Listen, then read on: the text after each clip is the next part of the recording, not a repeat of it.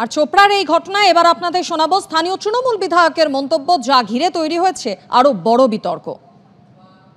মহিলাটা স্বামী ছাড়া অসামাজিক কাজ করেছিল। অসামাজিক কাজে গ্রাম্য সালিসি বৈঠক বসেছিল। গ্রাম্য বৈঠকে যা হয়ে আমাদের এই অনুপাতে একটা বিচার আচার করেছে, কিছুটা রং হয়েছে, আমরাও অস্বীকার করছি না যে রং হয়নি, ভুল হয়েছে, কিছুটা গ্রামবাসী মিলে করেছে। তো ওটাকে নিয়ে আমরা দেখতেছি কি হয়। কিন্তু মেয়েটা তো কোনো কমপ্লেন করতে যায়নি, মেয়েটার স্বামী কোনো কমপ্লেন করতে যায়নি, কোনো জবরদস্তি কিছু হয়নি। সমাজকে খারাপ করছিল, তার জন্য গ্রাম্য সালিশ বসে একটা করেছে। স্থানীয় তৃণমূল বিধায়কের মন্তব্য শুনে মনে হচ্ছে তাদের একটা অংশ মনে করে যে ভারতের মধ্যে একটা আলাদা আইন তৈরি হয়েছে। মন্তব্য করেছেন সুকান্ত মজুমদার। মধ্যযুগীয় ব্যবস্থা এবং কালকে ওখানকার বিধায়ক যে স্টেটমেন্ট দিয়েছে, সেই স্টেটমেন্ট এই মানসিকতাকে পুষ্টি করছে যে তৃণমূল কংগ্রেসের কিছু সেকশন আছে যারা মনে করে ভারতবর্ষের মধ্যে একটা আলাদা দেশ আছে এবং সেখানে তাদের সেই নিয়ম নীতি চলবে।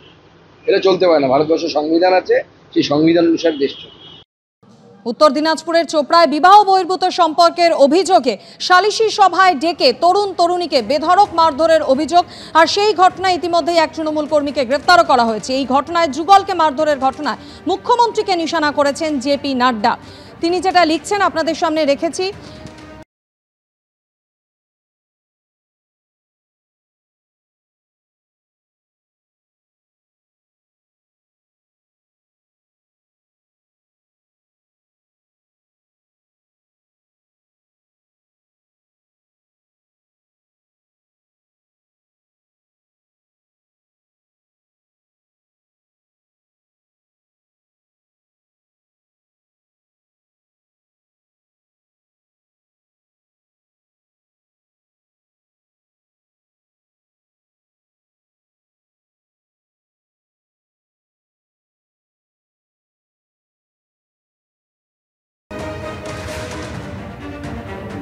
আর মোহাম্মদ সেলিম কি পোস্ট করেছেন আপনারা দেখতে পাচ্ছেন। এটা শুধু সালিশি সভা নয়, তৃণমূলের নেতৃত্বে জেসিবি নামে গুন্ডার মাধ্যমে বিচারের বুলডোজার যেই ভিডিওটি করেছে তাকে ঘরছাড়া করা হয়েছে রাজ্য পুলিশের সাহায্যে।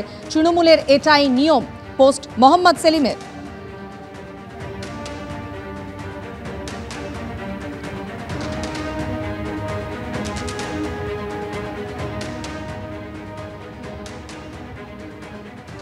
অন্যদিকে কুণাল ঘোষ তিনি সোশ্যাল মিডিয়ায় পোস্ট করে লিখেছেন যে পুলিশকে ধন্যবাদ জানাচ্ছি, এই যে দোষী এই ঘটনায় তৃণমূল কর্মী তাকে গ্রেফতার করা হয়েছে।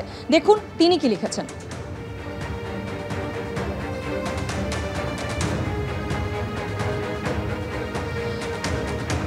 চোপড়ার ঘটনায় পুলিশকে ধন্যবাদ, দাদাগিরি করা ওই জানোয়ারটাকে গ্রেফতার করেছে, এটা দৃষ্টান্তমূলক শাস্তি হোক। আর যারা বসে দেখছিল তারা মানুষ, তারাও সমান দোষী। পোস্ট কুণাল ঘোষের।